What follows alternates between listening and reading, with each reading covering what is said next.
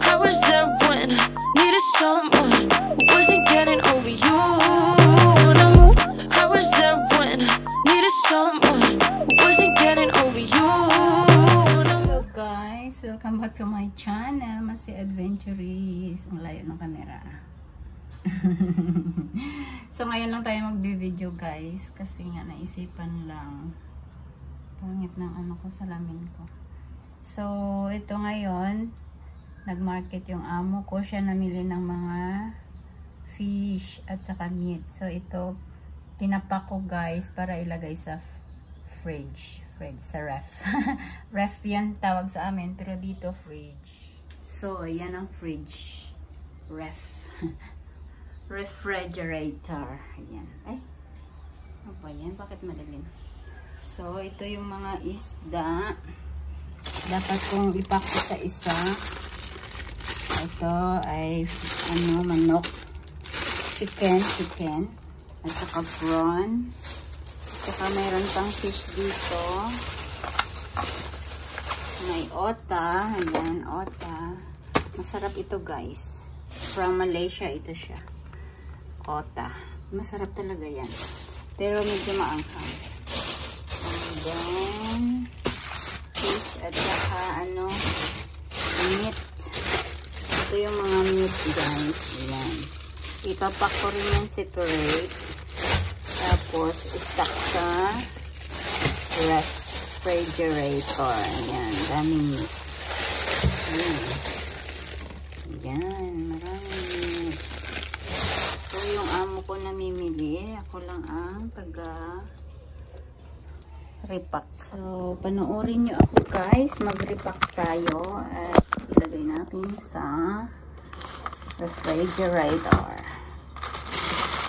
So, anong pangalan ng isda na to? Ayan, laki. Ayan. Ini-steam ko lang to siya. Kalimutan ko ano pangalan nito. Laki ano. Ayan. So, nire-repack ko talaga yan guys. Lagi. Pag nagmamakit si Bossing. Nire-repack ko siya. Tapos, ilalagay sa freezer. Tapos pag nagluto, magkuha ka lang ng lulutuin mo at saka defrost. Yun. Stock talaga yung mga meat dito for good for 3 weeks. 3 weeks lang.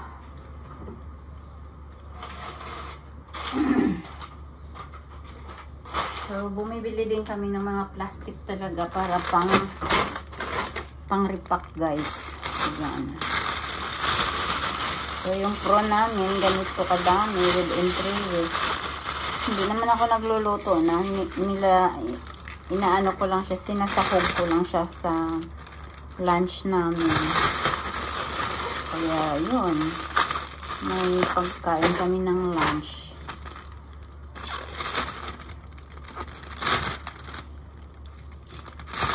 So konti lang naman. 4 na piraso, ganyan. Every lunch. O kaya sinasahog din sa mga gulay. Hindi na ako nagluto ng prawn na isang dish kasi kukunti lang naman binibili.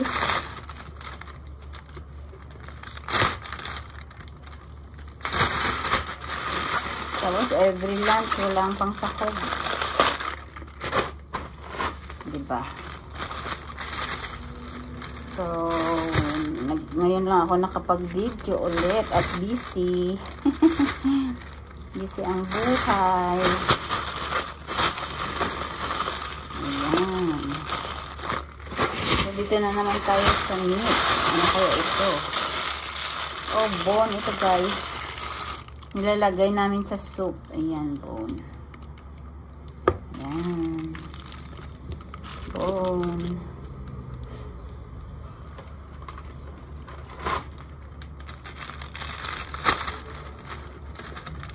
4 na piraso. 4 na hiwa sa isang plastic. Para may lasa yung ating sabaw. Mga soup namin dito, mga elisi soup. Ganun lang.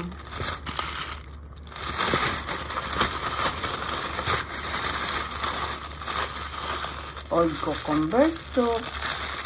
Lotus root soup. Mga ganyan.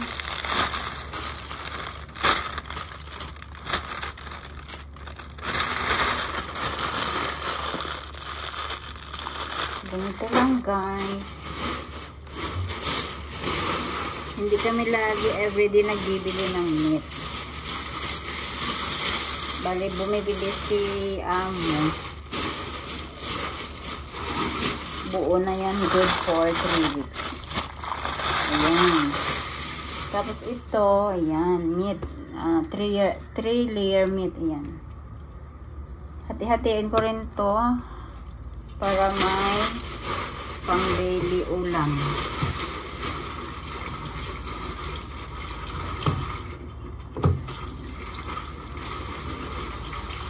Hiwa-hiwain. Para pag nagluto na, hindi na lahat ide-defrost.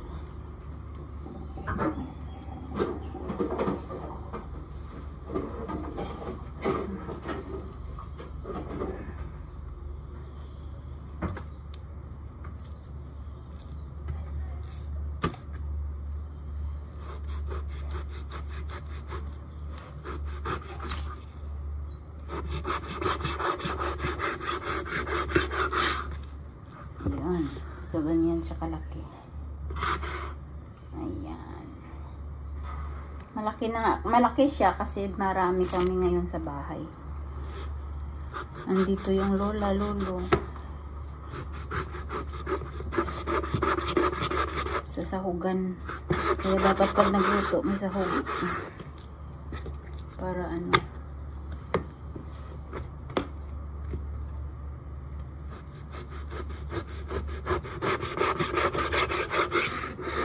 Para kasya sa lahat.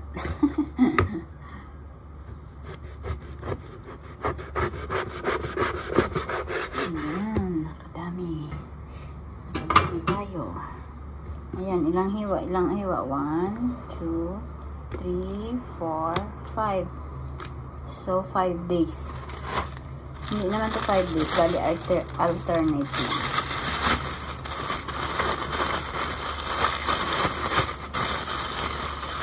Ganyan dito, party-partihin mo na talaga yung goal, ang portion na iluluto mo for a day. Ganyan. Ganyan dito guys, sa Singapore.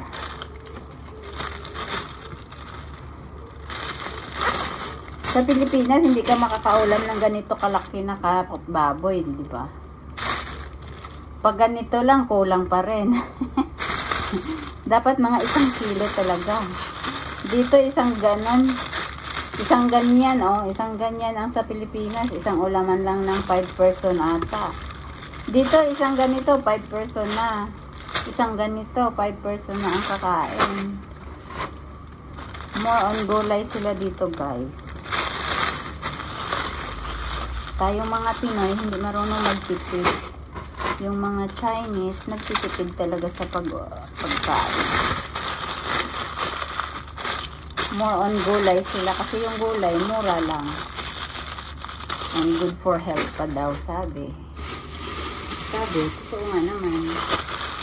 Ayan, ito naman yung meat. Ito naman yung meat. So, portion ko rin ito para makapagluto ng fine.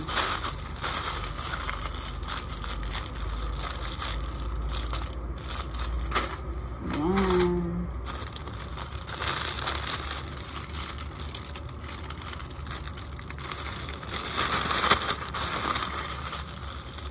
Isang lutuan lang yan, ganun, oh. Yan. Lagyan mo ng, ano,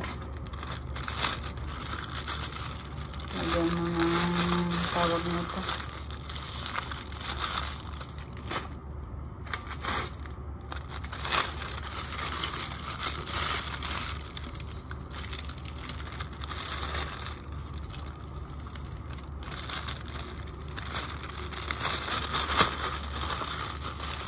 Lagyan mo ng itlog.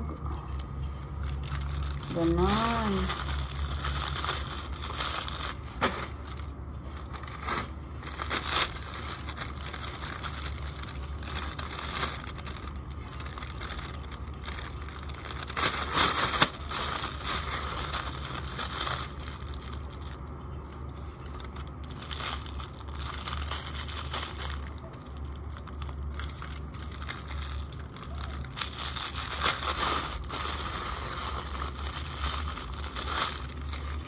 So, yun lang guys.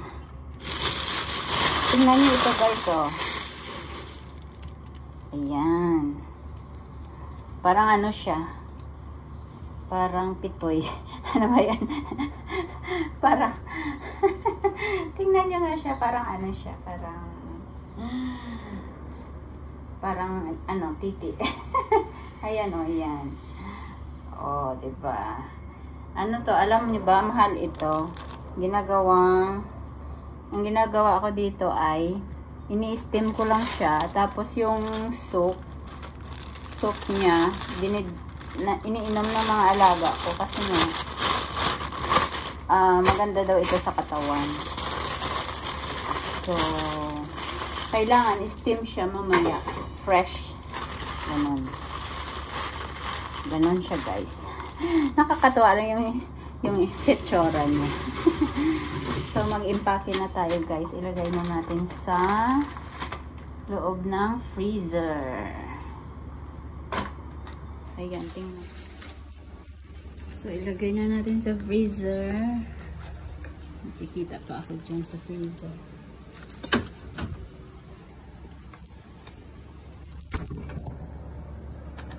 So, ayan. Wala nang laman.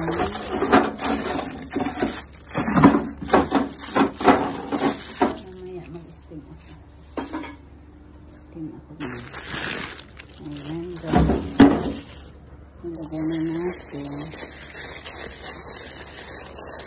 So, yung mga ano natin, mga mince pot. Ito, mince pot powder. Ito naman mga bone. So, yan.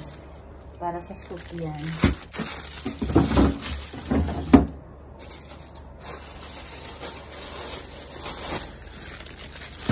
Ang 3 layer niya. Ayan.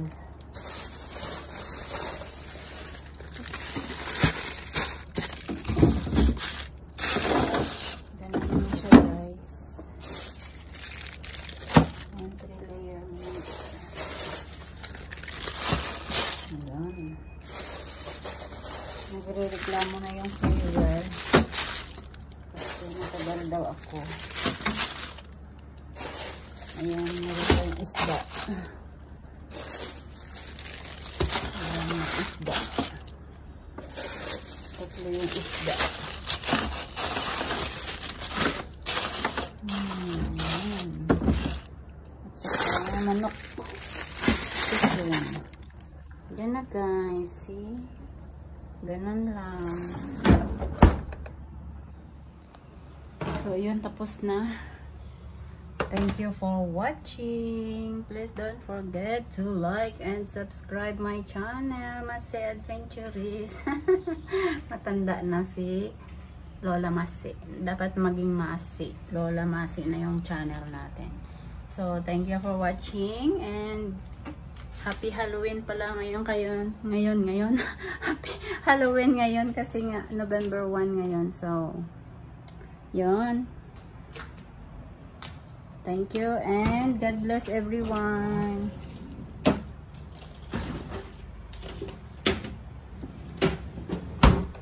Bye-bye. Ingat tayo lagi.